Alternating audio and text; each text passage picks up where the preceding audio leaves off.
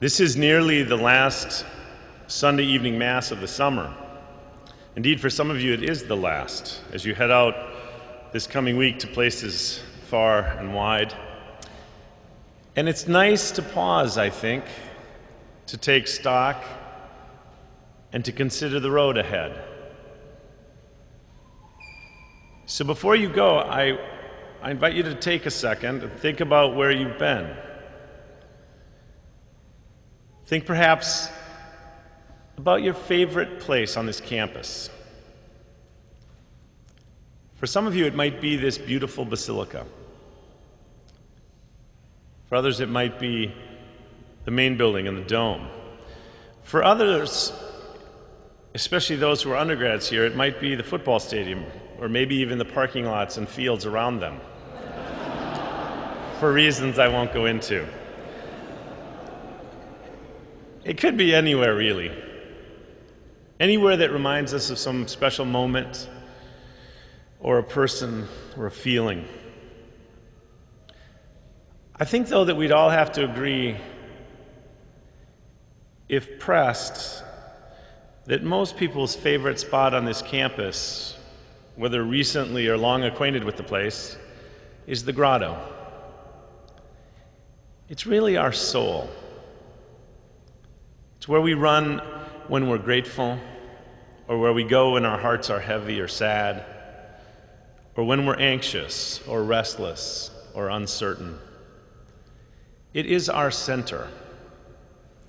It's where we go to pray, where we beseech Mary to intercede for us or for someone else we love, or where we quietly speak with Jesus. None of us was the first to pray there, and we won't be the last. We know we are just a few among generations of faithful who have looked for help in that holy place. As you're walking to the southwest from the grotto toward Corby Hall, there's a statue of a man with two little kids. It's one of my favorite spots on campus. It's a statue of Tom Dooley. He was a Notre Dame graduate in pre-med who died in 1961 at the age of 34. As a young Navy doctor, Dooley tended to thousands of North Vietnamese fleeing for the South, treating them for every kind of disease imaginable. Dooley's work left him revered by the South Vietnamese, whose government awarded him the highest honor that it could bestow on a foreigner. The U.S. Navy awarded him the Legion of Merit, and after his death, Congress honored Dooley with a posthumous medal for his gallant and unselfish public service.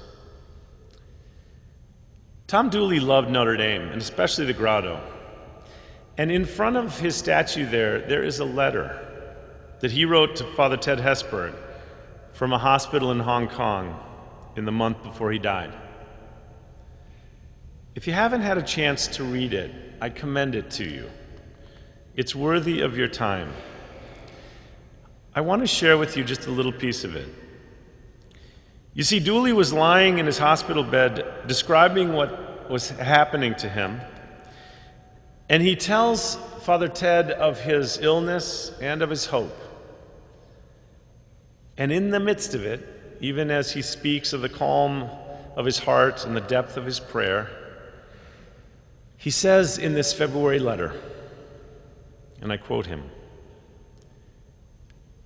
"But just now, and just so many times, how I long for the grotto. Away from the grotto, Dooley just prays. But at the grotto, especially now when there must be snow everywhere, and the lake is ice glass, and that triangular fountain on the left is frozen solid, and all the priests are bundled in their too large, too long old black coats, and the students wear snow boots. If I could go to the grotto now, then I think I could sing inside.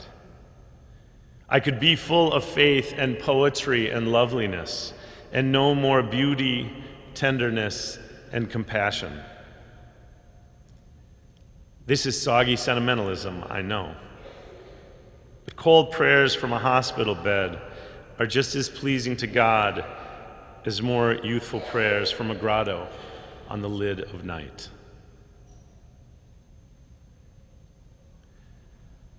For Tom Dooley, the grotto was where he found rest.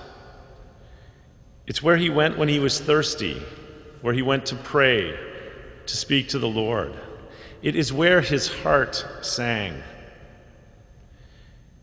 In the gospel tonight, Jesus calls his disciples, calls us all to be with him. He says, "Come away by yourselves to a deserted place and rest a while." For Jesus knew that his disciples would need strength for the journey.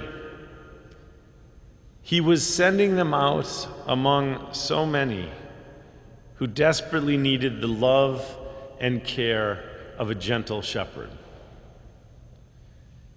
It was that invitation that led Dooley back to the grotto, that caused him to long for it as he did. For he too was sent out as a shepherd to people who so needed him. And in a very real way, my friends, as you wind up your summer programs and your preparation for what's ahead, we send you out from here to people who desperately need you. They need you to be gentle shepherds. In some ways, you have been here this summer, however briefly. Yes, to study, to prepare, to teach, or to minister, to prepare for whatever it is that you're preparing for. But perhaps mostly, you have been here for an ordinary yet profound encounter with the Lord. For you have met him in the quiet moments of this place.